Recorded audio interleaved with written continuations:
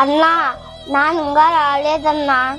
అవునమ్మా, పని కొంచెం లేట్ అయిందేమో, వచ్చేస్తాలేమ్మా. అది కాదన్నా, నాన్న వచ్చింటే బియ్యం తీసుకొని వచ్చు. బువ్వ ఆకలి అవుతుంది, బువ్వ చేసిందును.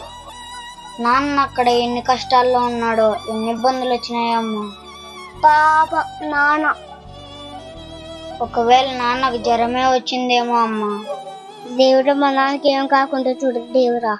లేక నాన్న రుణం మనం తీర్చుకోవాలమ్మా. ఎలా ఉన్నా నాన్న రుణం తీర్చుకునేది?